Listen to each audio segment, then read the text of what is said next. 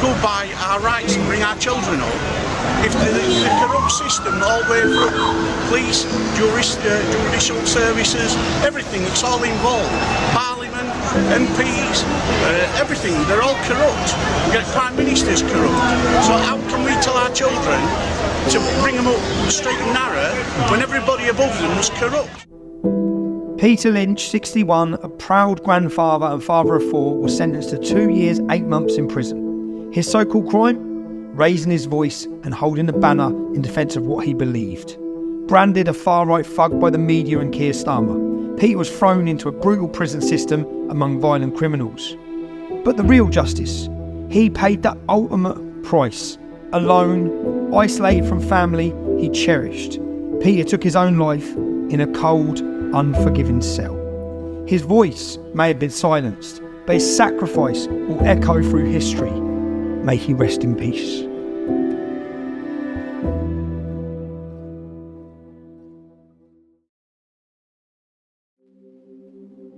It's September 2024. There's been trouble on our streets. The government and legacy media tell us one thing, social media and citizen journalists tell us something else. What we do know is the British people are angry. What's ignited this anger? What is going on? And are we seeing lawfare waged on the British people with a whole new level of intensity?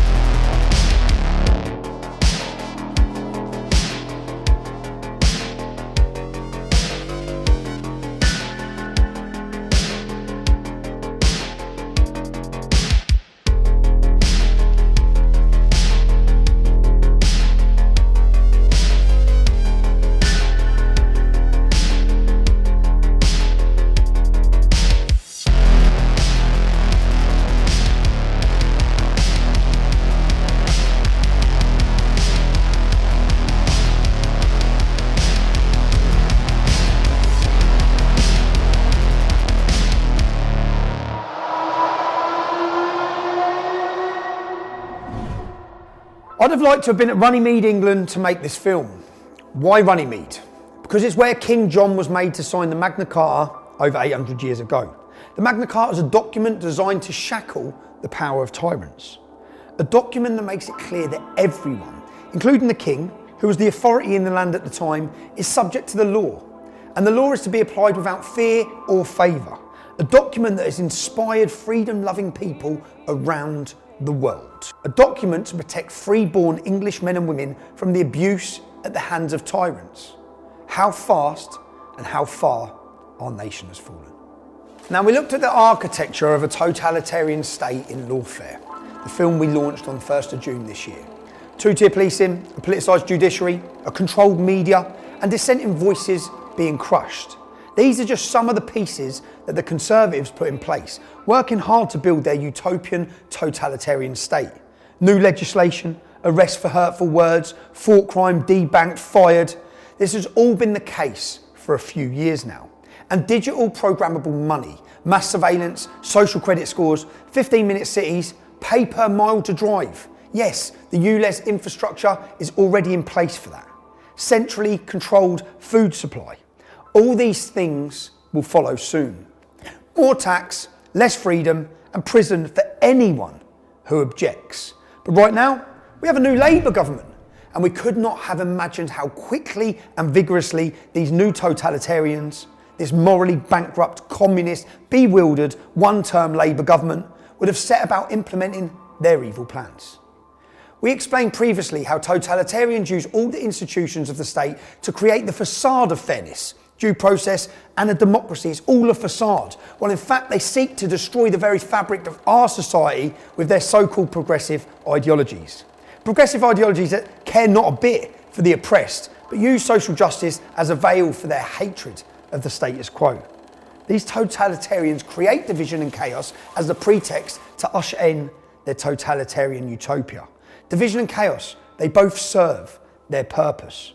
And they create phantoms, imaginary foes. They turn the gullible against these imaginary demons. Why do they do this? Well, they have no power if they are scrutinised and exposed for what they are. They have no power if the people unite against them.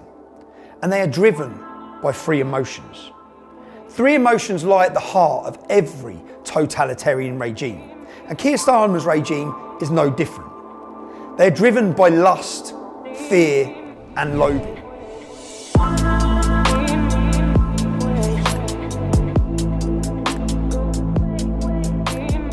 They are driven by lust, a lust for power. They will say and do anything to get it. They will say and do anything to keep it. This includes lying to us all. We won't take away the winter fuel allowance. We won't raise taxes. They get elected, they take away the winter fuel allowance from thousands and thousands of pensioners on as little as £13,000 a year. But how can you justify it to viewers who feel like it is an attack on some people who've worked hard all their lives? They're not wealthy, they don't have money to spare, and this year, if it's cold, they're going to be looking at the thermostat and wondering if they can pay their bills. According to Labour's Lucy Powell, they had to do this to stop the economy crashing. That is a barefaced lie. Just £1.5 billion was saved, while £21 billion was voluntarily spent on public sector pay rises and foreign climate aid.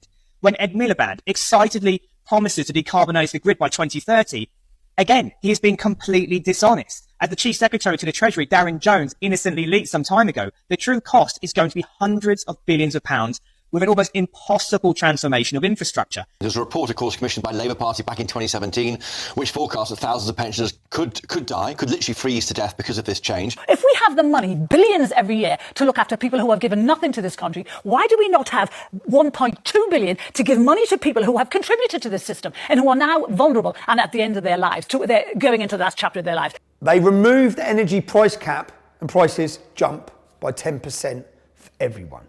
And if you've worked hard all your life, look out, because they're coming for your savings and your pensions. And don't forget, while he's robbing you, Free Gear Kia, he's had to declare more than £100,000 of freebies and gifts, more than any other MP in our country. And they say they've just found a £22 billion black hole in the nation's finances. We have found a £22 billion black hole in the economy. And we've got to fix it. And that's what this is all about, making sure that we fix the foundations, and then having done that we can build a better future that pensioners and so many other people voted for in this election. But they knew about the state of finances long before the elections. They just forgot to mention their plans. And when asked to spell out the details of the claimed black hole, they refuse. They're not telling. They won't. The dog ain't my homework. Ridiculous. They're not hiding the political choices they've made. They're actually proud of them. They can't use your taxes, remember our taxes, that's whose tax it is yours. They can't use them to help freezing pensioners this winter, but they can choose to send $3 billion a year of your tax to Ukraine to drag us towards war with Russia, instead of pursuing peace. They choose to send $6.4 billion a year of your taxes to support asylum and illegal migration. That's according to the Institute for Fiscal Studies. That's up 50% from last year and 6 times higher than in 2018. What's it going to look like next year or the year after? That's right, $6.4 billion in support of unilateral cultural suicide. Angela Rayner has announced that she's abandoning plans to give British people, in brackets, who have paid their stamp or taxes, close brackets, priority council housing. We're going to allow migrants to get that. And if you thought that wasn't bad enough, I'd love your response to this, because this sent me today quite literally over the edge. If you're a terrorist and you wanted to get social housing, you were going to be banned under Labour's manifesto. That's been reversed as well today. So what we're saying, Ben, is we're going to allow millions of people to come into this country and take away homes or whatever from British people who need them. And that is not racist to make that comment. That is an absolute proven fact. It is a proven fact. And that, amongst other reasons, is why people from all those deprived communities across the United Kingdom have been protesting against immigration for the last few weeks. They choose to give away $8 billion of your taxes on climate aid. That's giving money to other countries to help them for their so-called climate challenges. $8 billion of your money, but can't keep the pensioners warm. They choose to spend trillions, yes, trillions of your taxes to pursue their own net zero wet dream, exporting our carbon emissions to China and India as we commit unilateral industrial disarmament and drive millions and millions into fuel poverty. Don't take my word for it. This is a co-founder of Greenpeace on climate change. I say not only is carbon dioxide good, it is essential, and it's a good thing that we are putting some more carbon dioxide in the atmosphere because it was running low before we came along. If we had definitive proof that CO2 was causing serious problems and we could prove it, don't you think they would write that down on a piece of paper somewhere so people could read it? They don't have definitive proof, period. I am firmly of the belief that the future will show that this whole hysteria over climate change was a complete fabrication. And lastly, they'll smash those gangs that are transporting illegal migrants into the UK, costing us a 6.4 billion a year.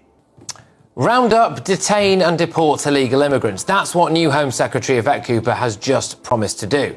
Well, do you believe the woman who held up a sign saying refugees welcome, closed the Bibi Stockholm and scrapped Rwanda on day one? Do you believe them?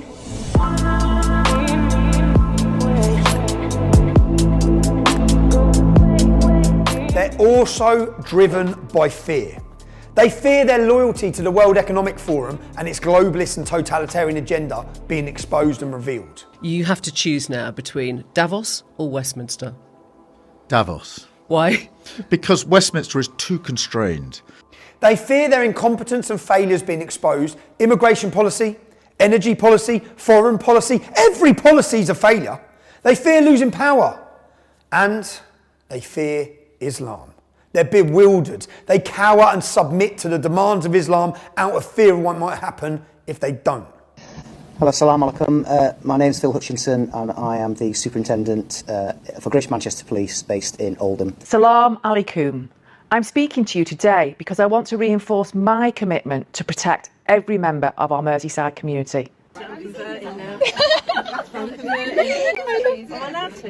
Yeah. I love it.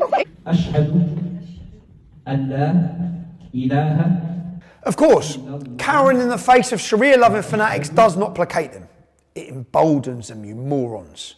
Our government's appeasement is like feeding the crocodile and hoping it will eat them last. I think Churchill said that. And hiding things, covering things up. That doesn't solve our nation's problems. It's obvious to most of us by now, covering things up lets the problems grow and grow and grow. They've done that for the last 40 years with Pakistani rape gangs for the sake of community cohesion. And they're doing it now with mass migration and the Islamisation of the United Kingdom. But lying to cover things up doesn't create community cohesion.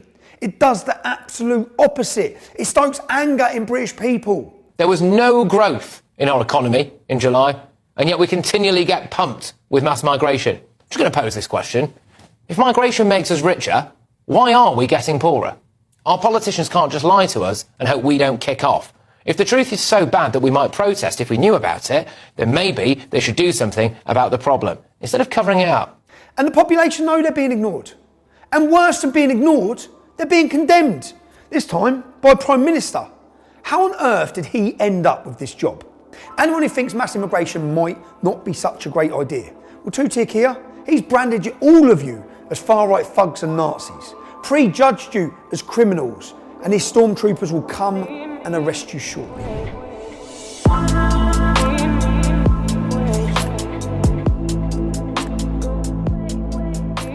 The third emotion driving our so-called leaders is loathing. They don't believe in the nation state. They believe in open borders and cheap labour for global corporations. Their loyalties lie with the World Economic Forum. Tutik here has made that pretty clear already. They loathe our nation and its people. The obstacles to their globalist totalitarian utopia. They don't want to be challenged. They are terrified of scrutiny. They don't want their lies exposed, and they certainly don't want to listen to you, the British people. Everybody's lives matter. Black lives matter. Trans lives matter. Refugees' lives matter, except old people's lives don't seem to matter. Why on earth are they choosing this as their first hill to die on? Will our so-called leaders ever recognise the legitimate concerns and grievances of the British people? Do our so-called leaders actually want to solve the problems, or do they want to use the problems? Problems they created, by the way, to take more power and take away more of your freedoms. You see, these Marxists weren't elected because British people wanted to be governed by Marxists. They were only elected because of the Tories spent 14 years failing everyone. They failed the British people, failing to be remotely conservative, failing to lower taxes, failing to control our borders, failing to protect our freedoms. And now in power, These Marxists want a state of perpetual chaos and division that they create. Divide and rule. There must be an enemy. There must be a reason to take action against these enemies of the state, and the action will always take away your freedom. There's been a knife attack on a property in Hart Street. There are reports of it involving children, and I can now confirm that some of the patients have been taken to Alder Hey Children's Hospital, so that would suggest that those reports have indeed been accurate. Here in the UK, 2 children have been killed in what police called a ferocious stabbing at a dance class in Southport in the northwest of England. How many more children are going down our streets, Prime Minister? Time to change, Donna. Come on, it's needed. How many more children? Is it mine next? Got your photos, off you go. Make a real change, Prime Minister. Make a real change! Our children! Go away! That was killed. You don't want it! The person I've held as a child, and you can't do shit!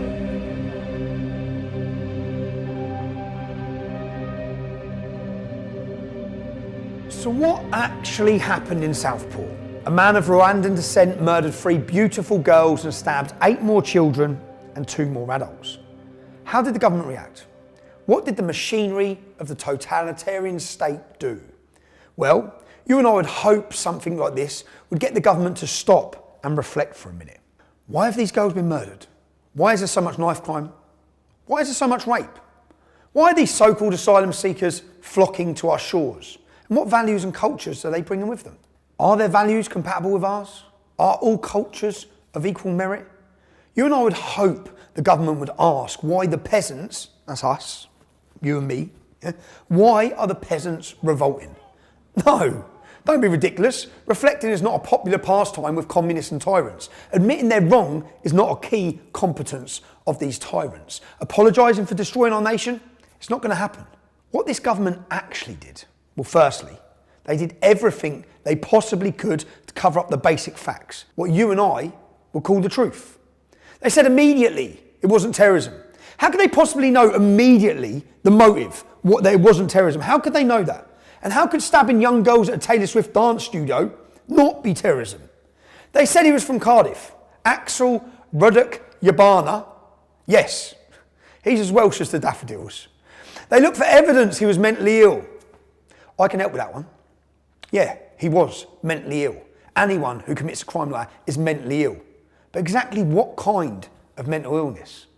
And they published a picture of him, looking like an innocent little 12-year-old, and reported he was a choir boy. They made him the victim. They did all this because they don't want us knowing the truth. They manage the information. Misinformation is dangerous. Social media is good, but it's also bad when people are using it in a way that could cause a riot, threats, intimidation. I think the government have really got to think long and hard about what they're going to do with social media and what are they going to put through Parliament as a bill to act. Misinformation is dangerous, and no misinformation or threats or intimidation should be allowed to be carried out on social media platforms. That's their words. How absurd, how foolish, and how dangerous. And Kia, how is this working for you, managing the information? Do the government really believe their actions will help build a peaceful, prosperous and patriotic society? What about a cohesive society? Or are they so short-sighted, so hungry for power and so disdainful of the British people that they will use anything, no matter how awful, how tragic, they will use anything as an opportunity to implement their totalitarian agenda and crush anyone who speaks out against them? As we've said, these Marxists want a state of perpetual chaos. There must be an enemy to mobilise the population against, an enemy to divert attention away from the government's agendas and their failures. You said the riots showed there was a societal black hole. What did you mean by that? What I meant by that was that the riots, I think, were symbolic of a broken society. They were far right in the main, but underneath that, I think there was a societal black hole, a breaking of our society, which we need to mend. I'm convinced that the answer to it is delivery in government. So the best argument against the far right, the best argument against the easy answer, is to deliver, to bring about the change that we promised we'd bring about. That's right. Two-tier Kia seems to acknowledge there are troubles. He says the solution is delivering in government, which suggests the cause of the problem is failure in government. I agree, Comrade Keir. And he says the far right, whoever they are, is the snake oil of easy answers. I think it'd be more accurate to say the use of the term far right to label concerned British citizens is the snake oil of lazy government. And any anger, which he labels far right, is a consequence of failure in government. You can't blame the Tories forever, Comrade Keir. And listen to this. It doesn't matter what apparent motivation there is. This is violence, it is not protest. It doesn't matter what the motivation is. That's right. He doesn't care what happened. He doesn't care, okay? But it gives him the excuse to crush the dissent that terrifies him. The dissent of the average British man and woman. And by the way, we still haven't been told anything about the motivation of the Southport killer. What could it possibly have been? Good honest men are going to jail for saying that integration failed. So do you think that we're really free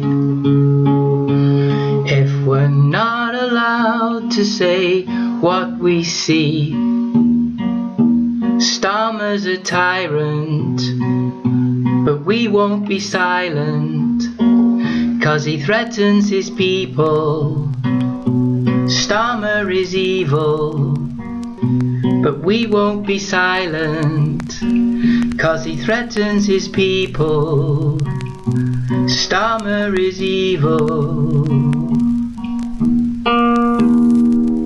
Now, once they had tried very hard to manage the news about these murders in Southport, and they'd lied and patronised the entire British people in the process, what two-tier Keir and his cabal of apparatus chicks did next is truly chilling.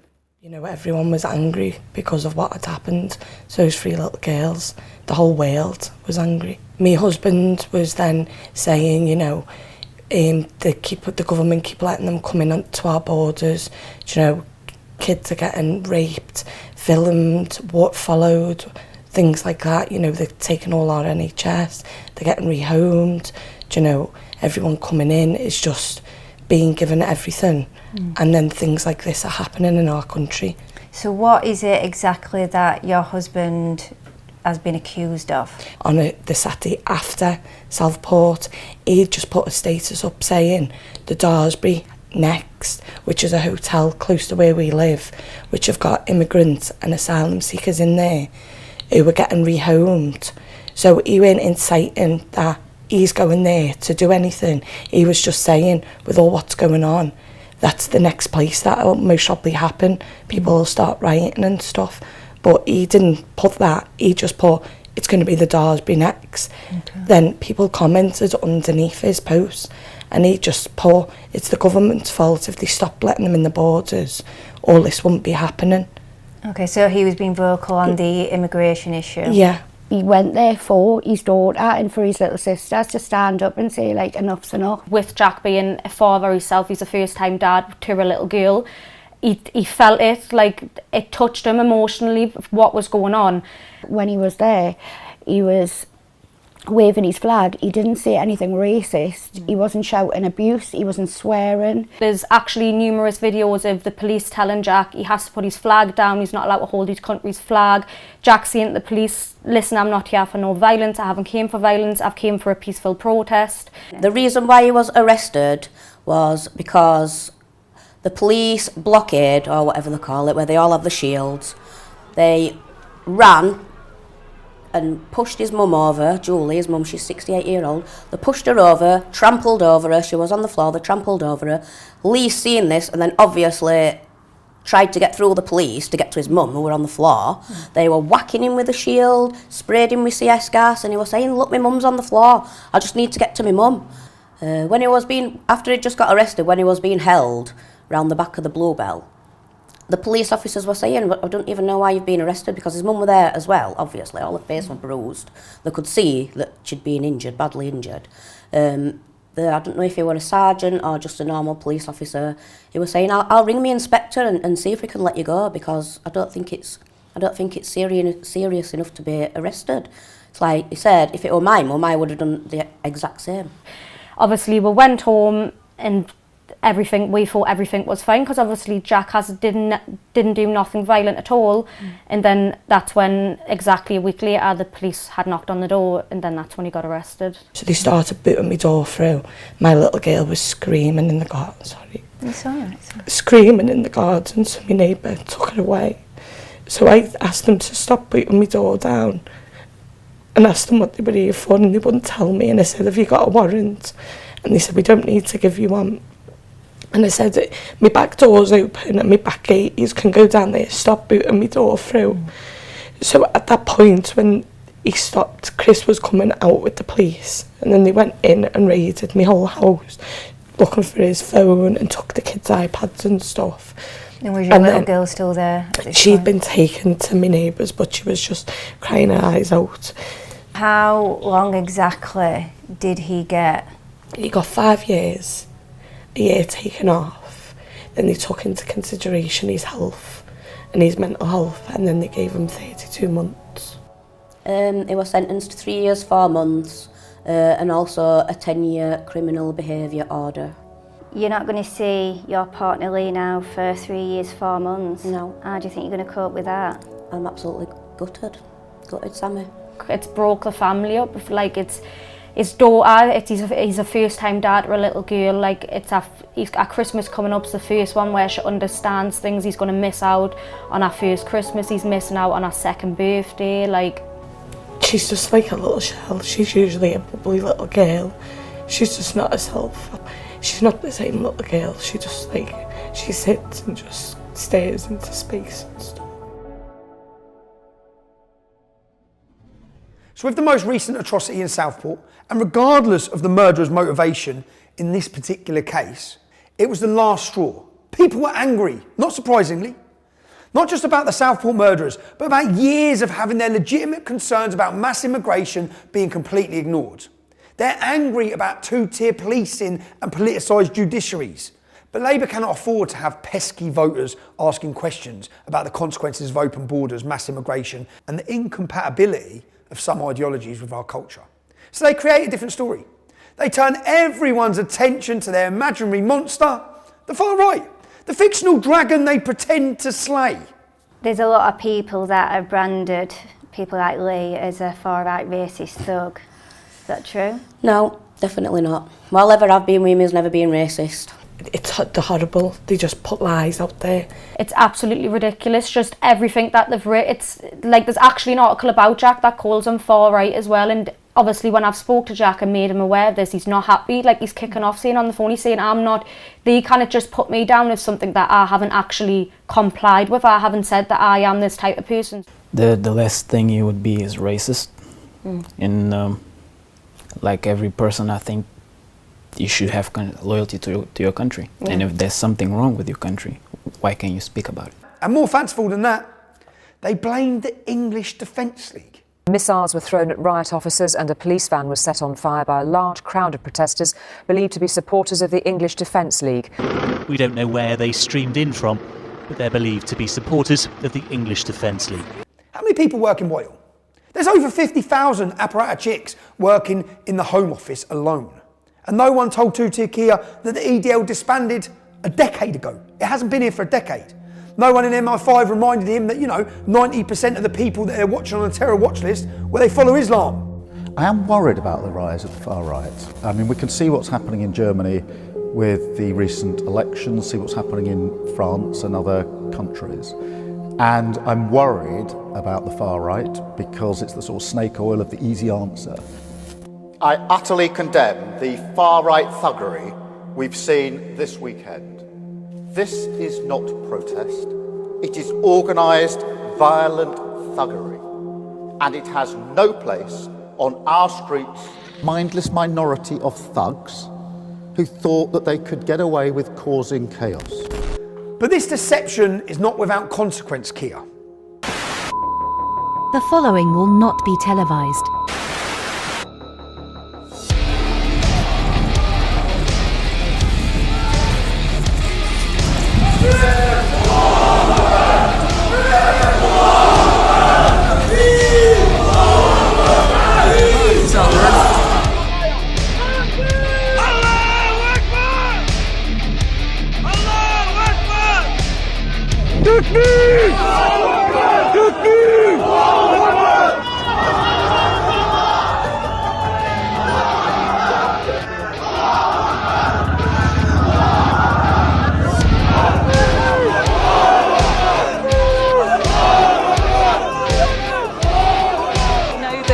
Muslim community leaders have been speaking to the police as well, because... Free Palestine! Free Palestine! But I think, apologies for the language you're hearing, but essentially...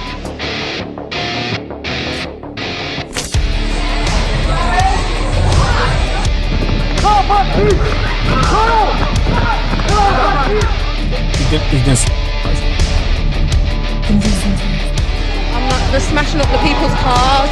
People are running. Fucking hell! Leave him! The game might as well fucking tools in your hands.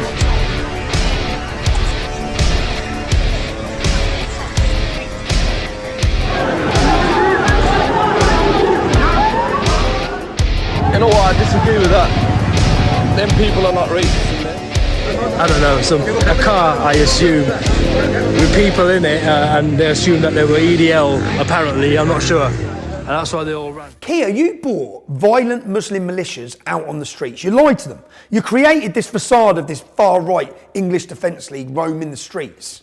Well, at least people can see that there's a militia there waiting now. He has caused this divide between everyone. He has labelled us ADL, far-right, racists, but I think people are angry, and it's all down to Keir Starmer because he hasn't addressed why people are angry, why people are taken to the streets with such anger. I mean, these poor lassies, they're someone's babies, and I think that's why people are thinking it could have happened to our kids. Yeah. And anyone who is even remotely concerned about mass migration and its impact on our way of life, well, channeling Naz Shart's retweet, you would all better shut up for the sake of diversity. Of course, the media clapped along with all this. They know there's no far right. They also know there's no EDL. Or maybe they're talking about those thugs who gathered in Trafalgar Square on July the 27th. Amazing grace, how sweet the sound that saved someone like me.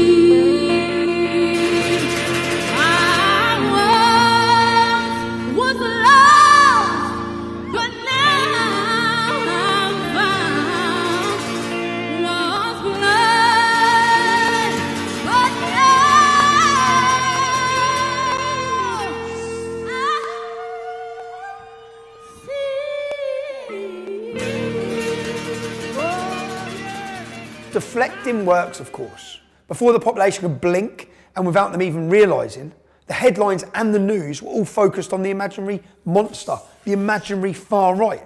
And everyone had stopped talking about the slaughter of innocent kids. It hasn't been mentioned again. It was totally forgotten. It was a successful government ploy. For me personally, they're working to blame me for the trouble on the streets. Well, what we've heard, Julie, from a lot of the far-right figures is that these protests that we've been seeing over the last week are not about extremists, they're about ordinary people just having their say. Here's an example, and it's not the only one, from the man known as Tommy Robinson. And probably the most influential instigator for all is Tommy Robinson. For this to be hijacked by people lying on sunbeds in Cyprus. It's been coordinated by a man who's just fled England. The English Defence League, give me their phone number, give me their email. I mean, the fella who's associated with most is on a sunbed in Cyprus. Tommy Robinson. He hates Europe, but there he is enjoying the European sunshine and stirring up poison and hate in this country. There's no truth in that. Bring the case against me. Bring the evidence. The evidence shows the total opposite. Not once did I call for violence, ever. I asked people not to be violent. Lads, you've got to remain calm. Look at our events in London. Totally peaceful, totally calm. Didn't matter. We were under attack by the media and politicians, by all of them. As far-right, racist, hooligans, all these things. A total appeal for calm. Try to remain calm. Just an appeal for calm, man. Bring the numbers. Bring the noise. But don't bring any violence, man. Let me movement come in. Galvanise the country. That's what we need to do. Unite people. Now, yeah, the level of violence, it won't work. Anyway, stay safe. Stop the violence, man. To the men committing the violence, lads, Those individual police officers who are coming out doing a difficult enough job have got families at home. They're ordinary people. Okay? A peaceful revolution is brewing in Great Britain. A peaceful revolution. Now, why are the British public angry? I want to pause and take a moment to answer that question. I want to take a moment to help Kia and his cabal of apparatus chicks, because he seems to know there are troubles, he admits it. There's troubles on our streets. But I fear he may have misdiagnosed the cause. Well, it was publicised as being a protest against the lack of government action to deal with the increasing amount of stabbings and knife crime across the country, but in particular against the awful, atrocious, horrific, brutal murder of the 3 primary school age girls in Southport in their playgroup, which, like I think so many other people, I was incredibly upset and distraught about that. And I went there in that spirit. Intending to attend, and did attend, a peaceful protest. 8:45 in the evening, the police, the riot police, decided to just charge on the crowd. There was absolutely no forewarning, there was no announcement by the police, like on a megaphone or anything like that, to say, can you clear the area, can you move, because we're going to start arresting people. They didn't do that, they just started arresting people completely out of the blue, suddenly, without any notice whatsoever. And I turned round and I saw a police officer arresting someone, and then the police officer came towards me and arrested me, and I was handcuffed. I was handcuffed behind my back. So you were arrested for standing in the street? Basically, yeah. Well, absolutely, that was it. That was why I was arrested. And I did nothing, didn't resist arrest.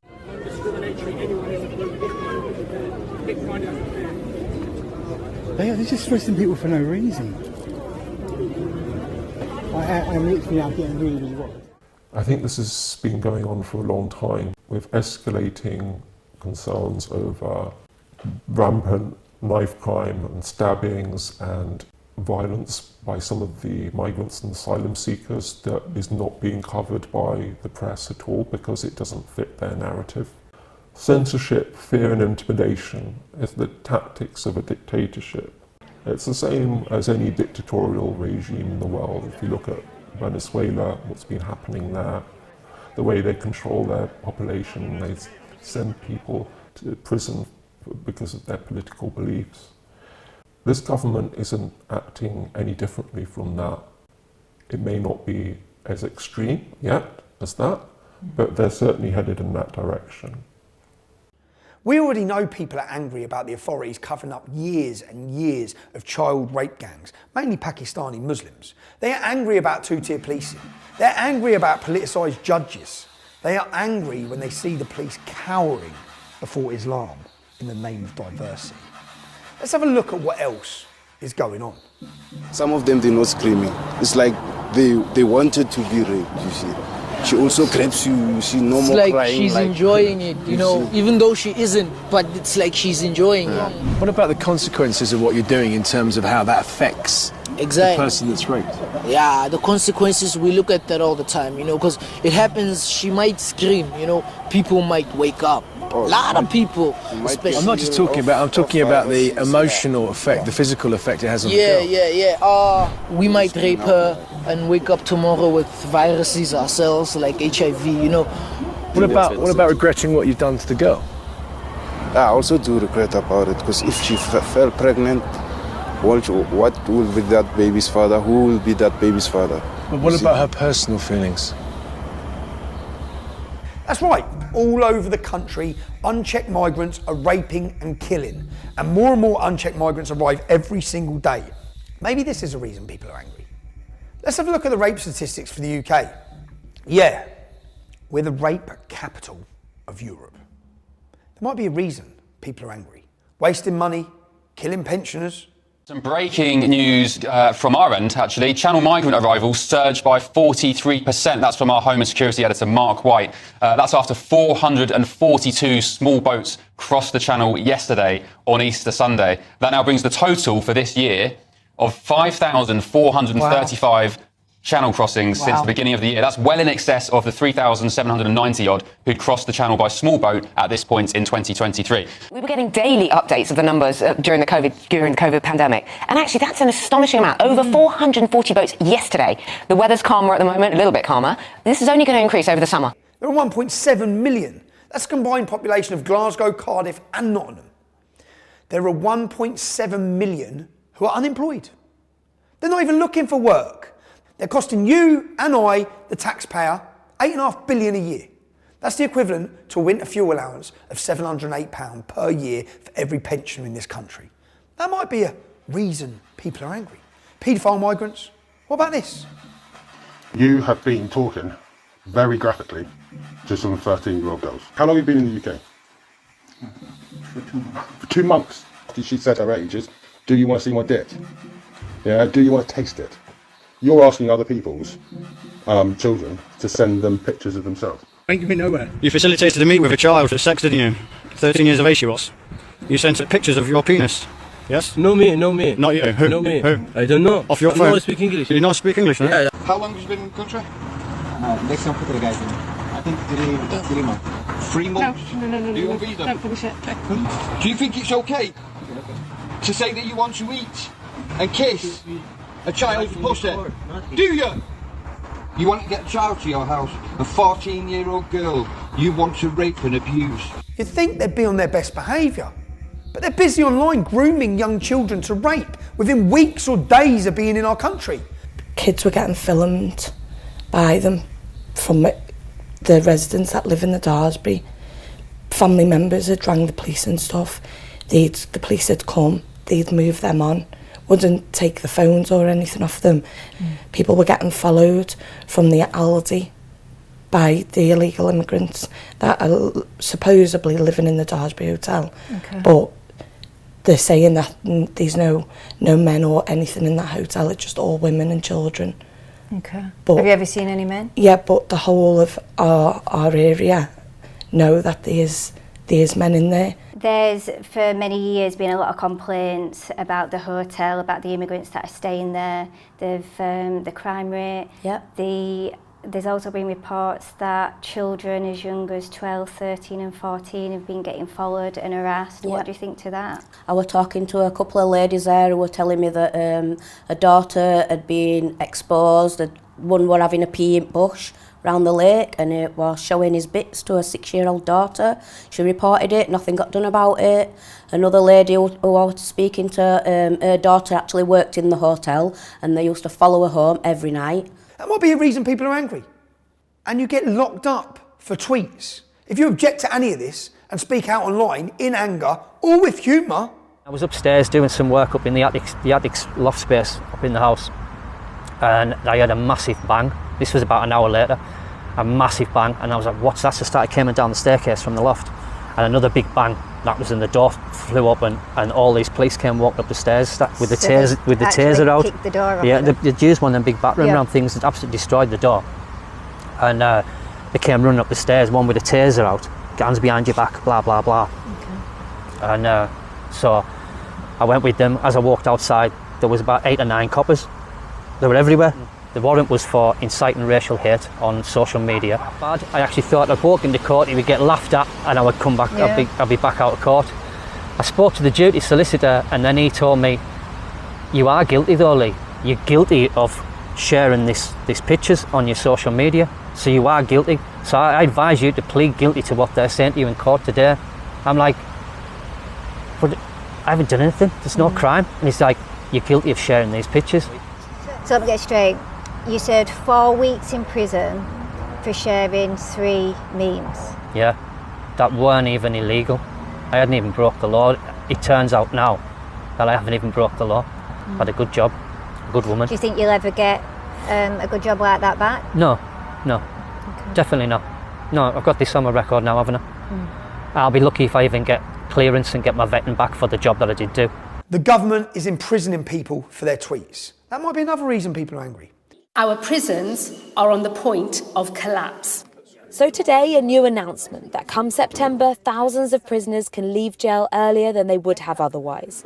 Well, they can't lock up these angry tweeters because the prisons are full, so they have to release thousands of prisoners early. That might be a reason people are angry. And he's made space in the jail, but not enough space for the BBC's latest paedophile superstar, Hugh Edwards, busy buying photos of children as young as 7 being raped. Doesn't spend a minute in jail. The judge was concerned about what might happen to him on the inside. He should be. But no such concern shown for the right-thinking people of Britain tweeting their disgust at successive governments' failures. Every tyrant knows once you have created your imaginary enemy, you need to install fear in those in the population who are gullible enough to trust you.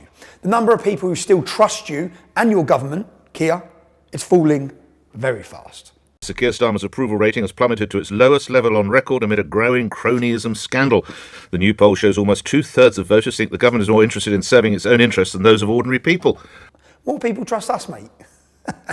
I know he's watching it, which is great. And so, in collusion with far-left activists like Nick Lowles of Hope Not Hate and its cabal of Labour politicians, Hope Not Hate. It's a good name, that. Hope Not Hate. But they appear to me to be driven by hate, not hope. Well, in collusion with them and the legacy media, the story is pushed that 100 riots are planned across the country. But it's all a lie. And this was one of the potential protest sites for the far right on that list that was circulated on Telegram. Of course it was a lie. There was no riots planned. 100 demonstrations weren't even planned. Nick Lowles thought it was clever and the lie was funny. The government knew it was a lie. Hope Not Hate knew it was a lie. The papers knew it was a lie. But it didn't stop to consider whether it might be. But the lie was not without consequence. I love him. I love him. I love him. I do. I do. I do.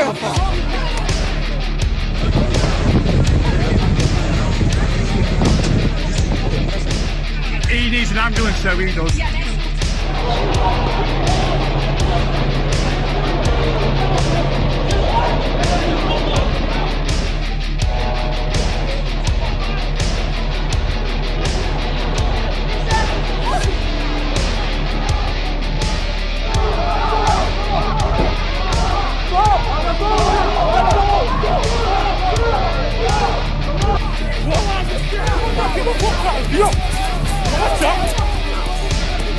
Samurai sword, you see?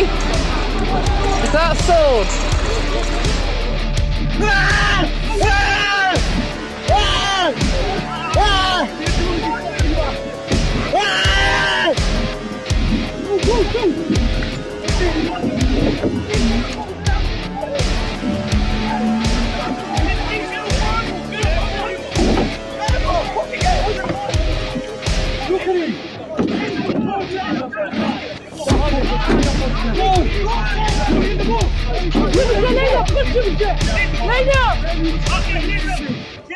I'm sure the police will be all over those machete-wielding thugs. I mean, they didn't put the others that came out with machetes, knives, masked up. What happened to them?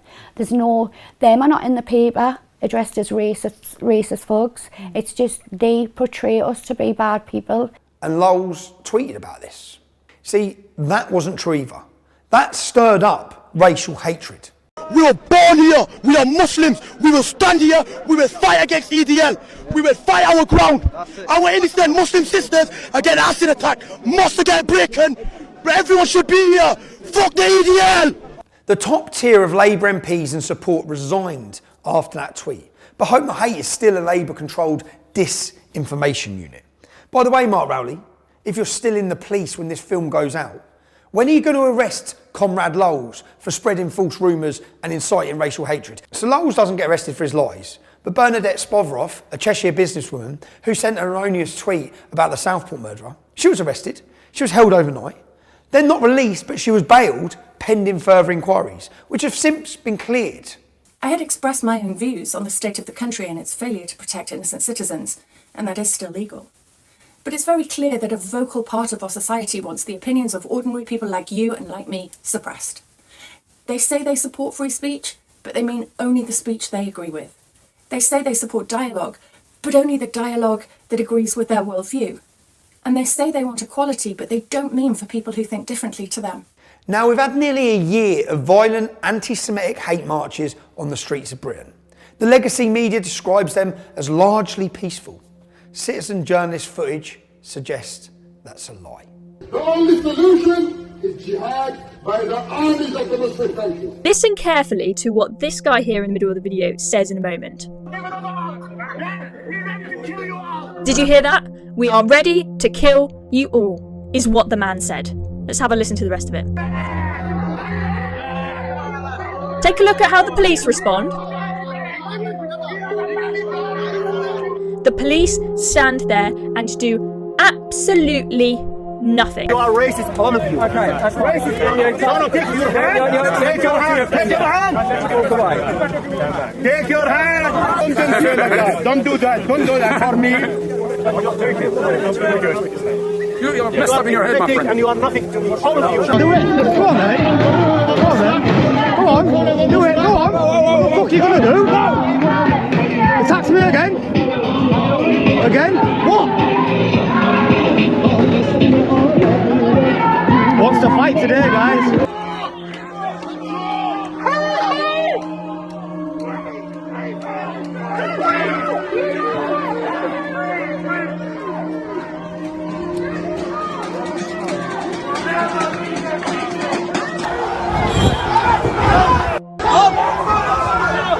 And fuck the first.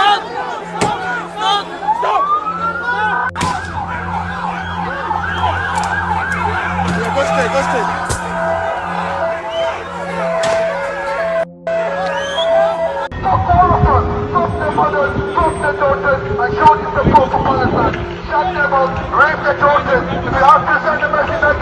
The Hamas marches were largely peaceful, just like this was a largely peaceful social services call-in in Leeds.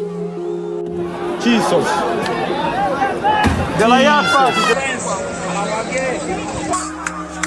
Oh my fucking That's the police running away from Romani gypsies and Pakistani rioters in Hare Hills, Leeds, after a social services call turned violent. The Hamas marches were largely peaceful, just like this was a largely peaceful chat between armed police at Manchester Airport and a largely peaceful Muslim family. By the way, these men, they were released without charge when a baying mob of Muslims turned up at Rochdale police station demanding their release.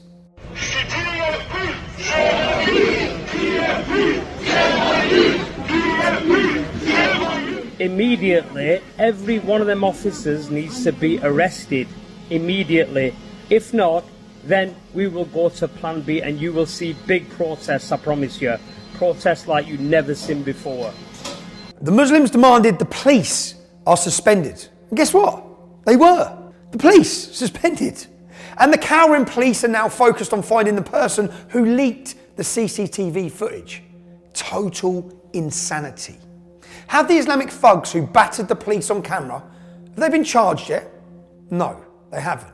And yeah, the Hamas marches were largely peaceful, just like the Notting Hill Carnival was largely peaceful. Here's the legacy media's headline on that one. Last hour, they've given us an update that they've made 38 arrests and recovered 4 knives. And they said a man believed to be in his 20s has been stabbed. His injuries are not life-threatening. But overall, it's been a really peaceful and enjoyable day. So, no swift justice for the Hamas rioters, for the Leeds rioters, the Manchester Airport thugs, or Nick Lowes. I wonder why. And no swift justice for the killers of Notting Hill Carnival.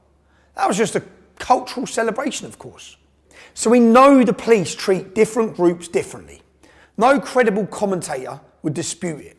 In 2020, we had Black Lives Matter protests during COVID. During COVID lockdowns. Yeah. Sir Keir Starmer, now our Prime Minister, rushed to take the knee to express his solidarity with Black Lives Matter after they'd already injured 30 police officers during their protests, after they'd broken the law with the COVID lockdowns. Yeah. And Keir Starmer rushed to take the knee and he said, there are legitimate grievances here. This is about racial injustice. Yeah. Because rioting, on the left, remember, is the voice of the unheard. Yeah.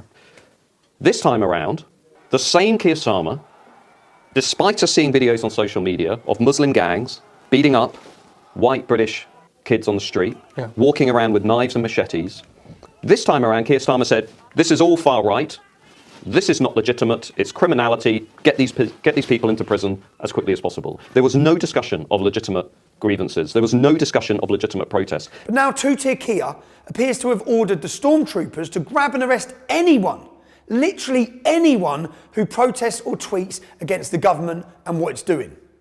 Obviously, except for Hamas-loving protesters, anti-Semites, members of the Muslim militia.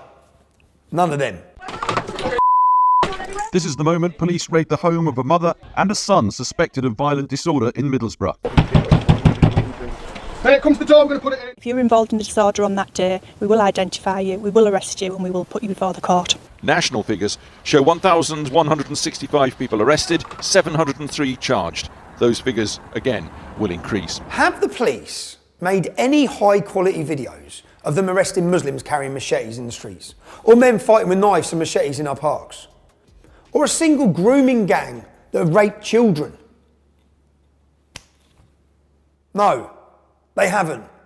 They saved their high-quality videos for people saying mean words on Twitter. We do have dedicated police officers who are scouring social media. Their job is to look for this material and then follow up with identification arrest. That the UK actually has a massive force of police officers scouring the internet for any repost, retweet, or original content that could theoretically incite whatever the government deems to be racial hatred. And if you engage with or repost that content, you are deemed so dangerous for society that they will arrest and prosecute you. So this is another man being sentenced to prison for a Facebook post that he made. And in this video, the judge tells you what he posted and how long he's getting in prison. And I'll let you make your own mind up. Have a look at this. You went on to say that you did not want your money going to immigrants who, quote, rape our kids and get priority.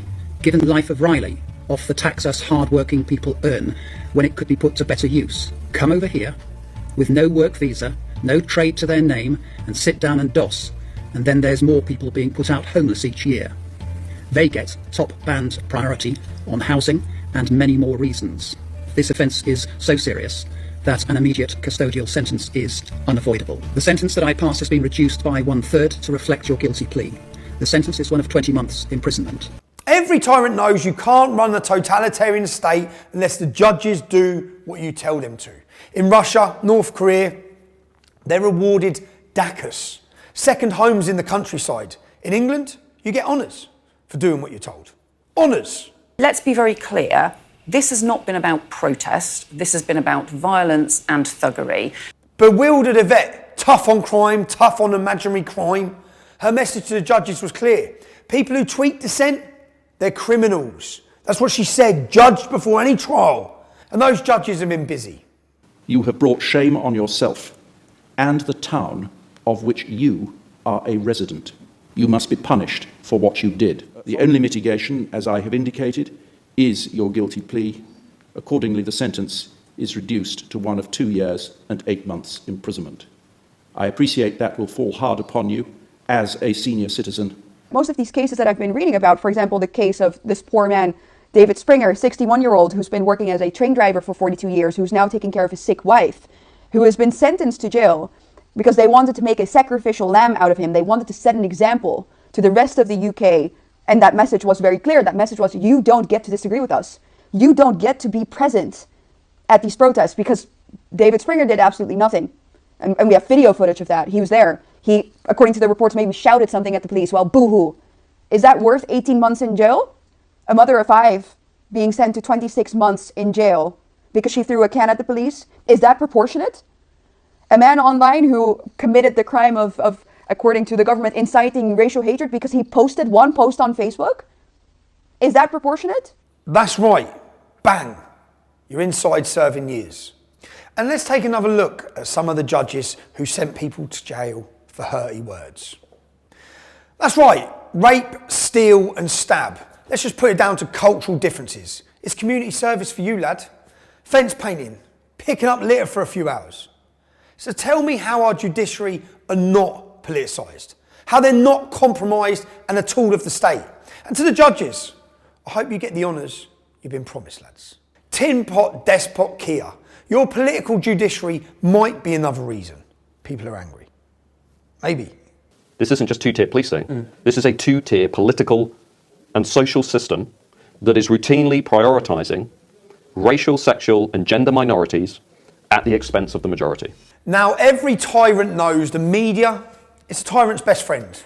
Well, the media that does what you want them to, they're your friends. Everyone else, they need to be shut down, which definitely includes us. I would prefer that the conventional media was the more powerful, because social media, it's, you know, the truth of the matter is it's got many great aspects to it in terms of the way people interact with each other, but in politics it's a bit of a plague. That's right. They call it misinformation. You and I, we call it the truth. And the legacy media, they've been a cheerleader for mass migration agendas of successive governments. They've continually supported their open border policies. Just look at this. والله الشعور وقت انحبست أنا إنه شهر كامل بالسجن حسيت إنه أنا لو كنت بسوريا أو بالأردن كان أحسن لي صراحة يعني كنت لأنه ظلم بظلم وانحبست شهر. That's right. The people held up to us by the media as shining examples, they all turn out to be rapists as well. More migrant rapists. But in the interests of balance, were the legacy media unlucky to choose the migrants as poster boys who turned out to be rapists? No, they weren't unlucky. The British aren't stupid. We all know people affected by these rapes. The unchecked illegal migrants you are actively ferrying into our once green and pleasant land. They're raping our daughters. They're killing, they're murdering. So tell me about university. How did that start? I only decided last minute that I wanted to go to university on my gap year a few months before. It was a very last minute decision. I just felt like I wanted a little bit of a change of plans in my life at that. How long had you been at university before the attack happened? 2 months. So not long? Yeah, new city, new lifestyle. Okay. I'd first met this man, or seen this man, way back in the city centre. Okay. He'd followed me for a very long time before the attack. Okay, so he'd followed you for a long time. Mm-hmm. Then what happened? So he just kind of grabbed me on the street and just kind of pulled me into the churchyard. So he pulled you into the church? Yeah. And then what happened? And then he kind of pushed me against, it was like a concrete block. Okay. And then just kind of pulled down my underwear. I suppose it's every parent's worst nightmare. She's very innocent, very trusting. And I was told that I just needed to step back as a dad. You want to take control and you want to get in there and fix all the problems. But on this occasion, I had to step back and trust the police. And how long was it before you got to trial? It was 6 months, exactly 6 months from the day he was remanded. And did you go in and give evidence? I did. That must have been difficult. How was that? It was difficult. It was especially difficult because I had my final exams for uni on the same week. Wow. University, my exams for university were over a 2-week period, and it fell in the same week as the trial. So I was in and out of the exam hall and in and out of the courtroom at the same time. When the court case was going on, I booked all the time off. My intention was to go there for every day of the case, but I was pretty much told do not come by the police and the barrister due to the severity of it. My daughter closed down, didn't want any help. She was going to deal with this herself. It was very tough on her. She had lots of breakdowns. We had to drive up to where she was many times, you know, 2, 3 in the morning to help her. So tell me about the rapist, where we're living. So this is what really gets to me, is he was staying in a hotel and it's not far from a student village. Now, so he was living very close by to the university? Yeah, walking distance. The people that are coming illegally, but it says it, they're illegal. They've broken the law when they set foot on our shores. They've broken our laws. So at that point, they should then be detained and processed as criminals. But I don't believe they are. I believe they're being sent to hotels, being given money and free rein to just wander freely, you know, throughout the community. He can apply for parole in just 8 years. If he comes out and he's not deported and he's going to be living here, what do you plan to do? I plan on leaving the country within 7 years. You just want to be away from him? Yeah, I don't want to be out in the same Do you think he should be deported? Yeah. Yeah. She's changed. Our relationship has changed. I don't think it'll ever be the same. How has it as it changed? was. We were quite close. We'd talk quite a lot. I was always there to support her and help her and guide her. But now, you know, I can message her and I could go maybe a week or 2 weeks before she'd respond to that message. Okay. You know, we'd play games, but we don't play games anymore. I'll call and she won't answer. She's a lot more distant. How do you feel as a parent when Sophie leaves the house now? Awful. It's really tough. So she does have a job. She does go to work part-time, and she does have to walk from where she's living to this job. Okay. And she can be walking home later at night now. Okay. It's not, and you know, we've got Find My Friends, so I can see where she is and when she's leaving. Yeah. And my heart just, I've had to stop looking at it, because if I you know, try and get an early night, because I've got to be up really early with work, and I Find My Friends and I can see that she's still at work, I'll then stay up and I'll follow her all the way home, and it's heart-wrenching, because then you'll see the dot stop, and straight away your mind goes to the absolute worst.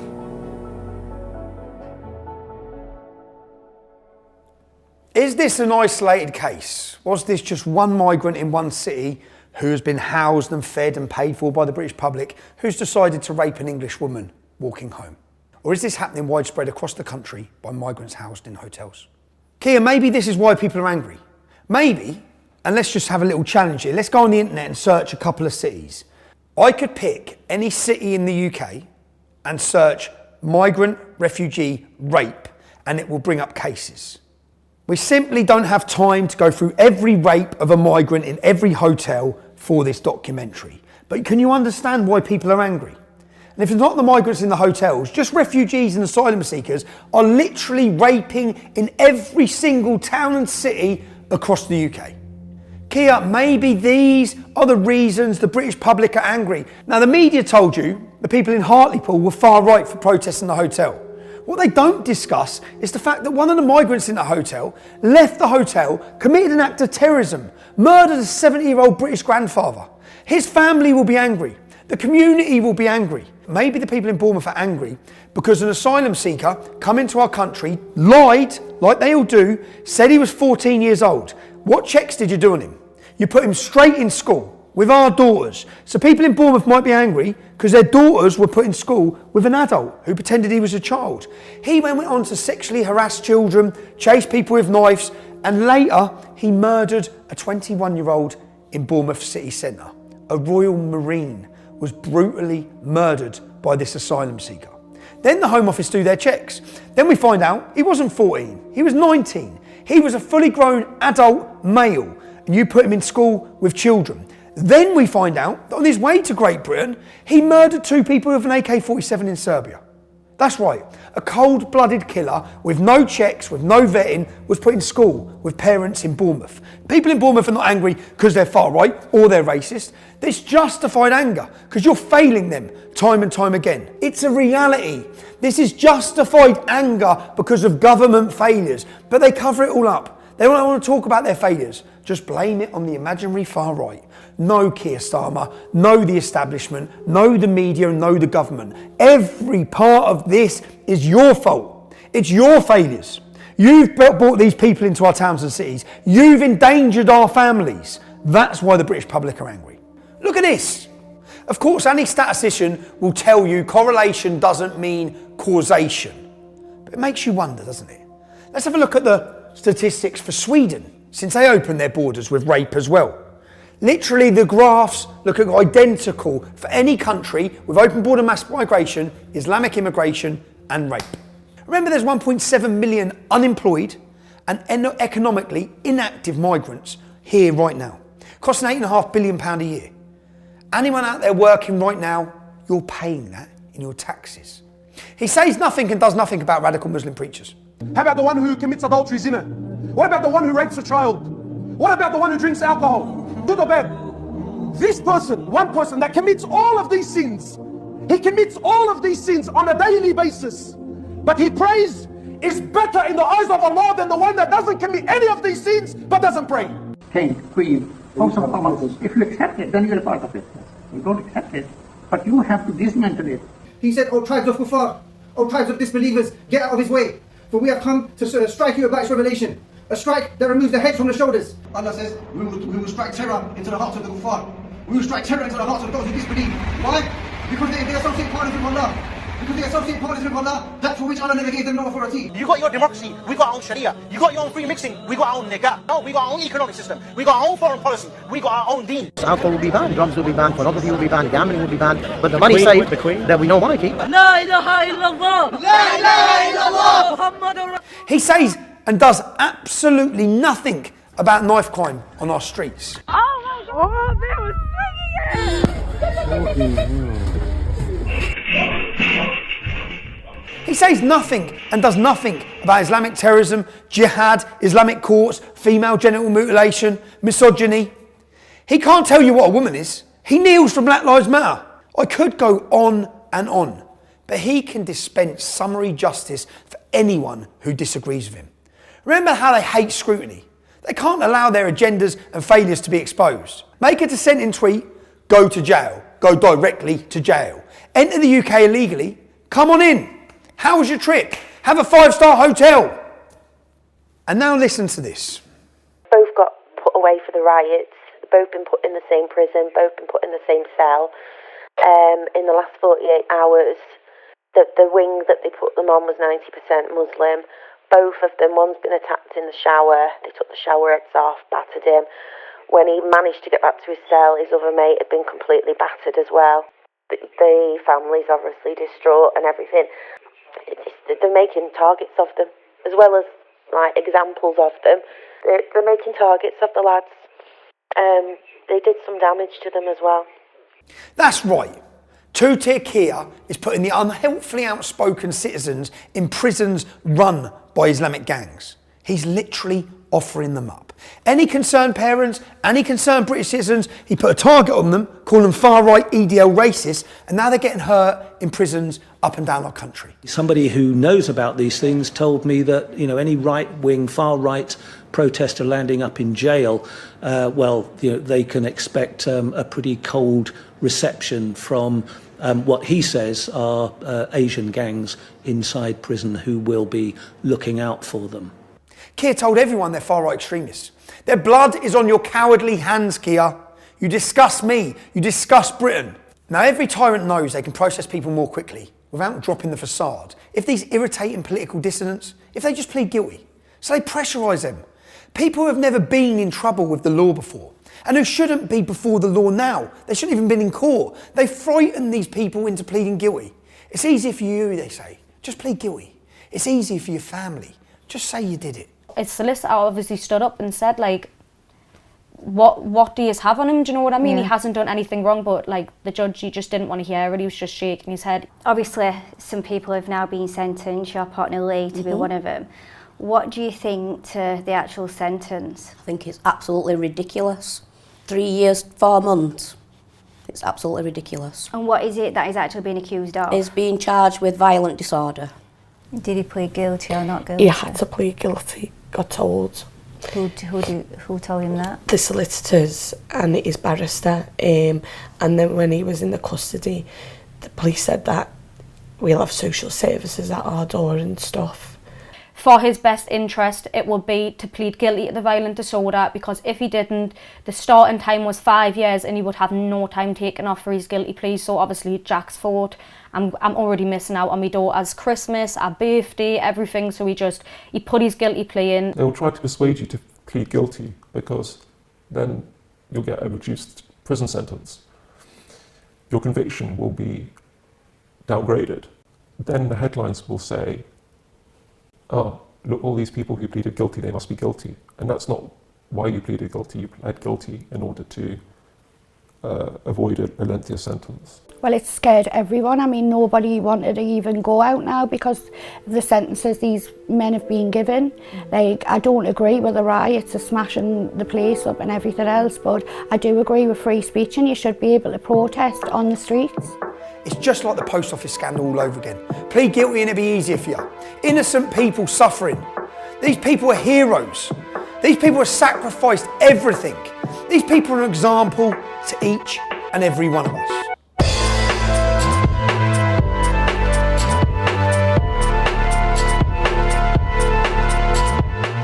Actually, we have more than one problem.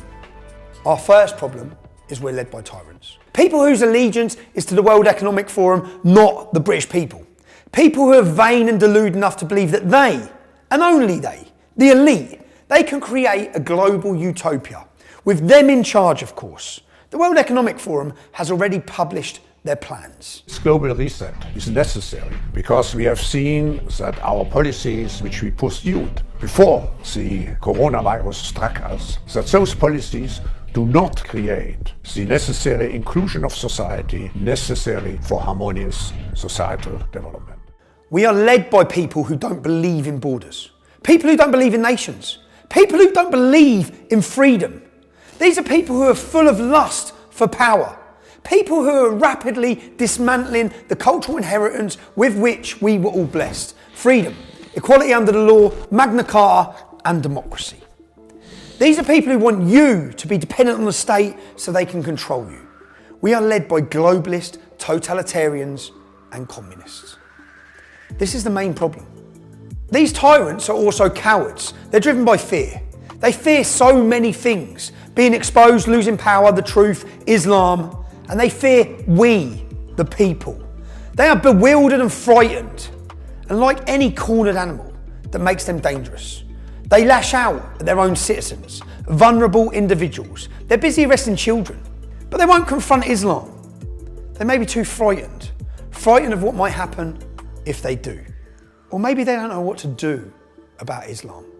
Or perhaps they don't care that Islam is incompatible with our way of life, because these communists care little for our way of life. Regardless, for now, they cower before Islam. They leave unchallenged the masked armed gangs, the mobs, the militias that wreaked havoc on the streets, because chaos serves their purpose.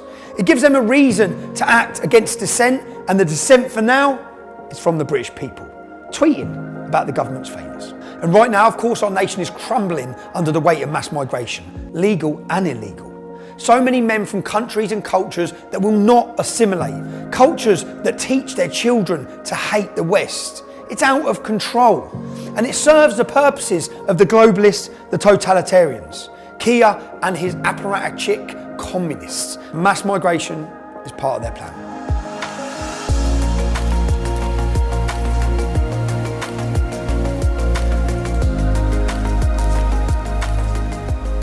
So, to the people of the United Kingdom, I'm afraid the picture is grim. Our country is in peril. We are led by tyrants and cowards. Our borders are porous. The government is imprisoning its political opponents. That's right. We now have political prisoners, ordinary, law-abiding people imprisoned for their views. Let that sink in. We all need to understand the freedoms our forefathers fought for, the cultural inheritance with which we were blessed. Neither of these things, our freedom nor our culture, neither's guaranteed. We are only ever one generation away from tyranny. We have never had to live under a fascist or communist regime. That isn't luck. People fought and died to preserve our freedoms. Yet Tutir Kia, his Stasi police and his political judges, with their kangaroo courts and summary justice, their failure to apply the law when it suits them, they are trampling on the Magna Carta, that document that shackles the power of authority, that shields all free-born men and women against tyrants and dictators. As Thomas Fairfax declared, holding up the Magna Carta back in the 17th century, this is what we have fought for, and by God, it must be maintained. The principle that lies at the heart of the Magna Carta is that the powers that be, they must obey the law, and they must apply it without fear or favour. That all, including the members of the government, are subject to and equal before the law. Keir Starmer, you and your political bureau, your student union cabal of tyrants and cowards, you have failed more quickly than anyone could have predicted. Do you think we have freedom of speech in our country? No, 100% not. And I think that Jack's case just shows that we do not have freedom of speech in this country anymore. You cannot say what you want anymore. No, that's gone. I thought we might have had a little glimmer of it, but we haven't. There's no such thing anymore. We haven't got freedom of speech. You've got to really be careful what you say to anyone and everyone. The UK is no longer a free nation. If you do not have democratic options to express your disagreement with the government, that country is no longer a democracy. The process is the punishment, and it will silence millions. And when we are silent, that is the end of our free speech. And many people still believe that if they allow the government to micromanage their lives and be their single source of truth, then things will be okay. Until one day they don't agree with their government and they find it isn't okay because they can't speak of it. Without free speech, there is no democracy. And without democracy, there really is only tyranny. We are free-born English men and women. Your tyranny will fail. Sacrifices have to be made. The courageous political prisoners already know that. Men sitting in jail right now, they know that. And this government will be held to account more quickly than they expect. The tyranny we are seeing now has been years in the making. Blair, Cameron, May, Johnson, Sunak, and now Starmer. They're all subjects of the World Economic Masters and its totalitarian agenda. Years and years of small steps, controlling your speech, importing hell, taking your freedoms. So, the hour is upon us. The time is now. Each one of us must take a stand. We must build communities of resistance. We must organise politically. Conservative Labour, Lib Dems. We must drive every globalist from power. We must reclaim our nation.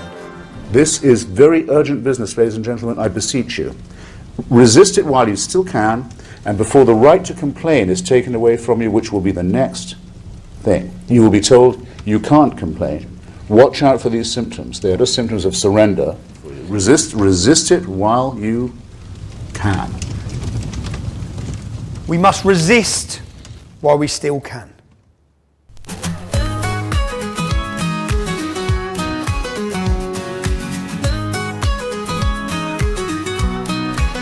You stand there preaching, taking us for fools. One more boat to wash up your focus on winter fuel.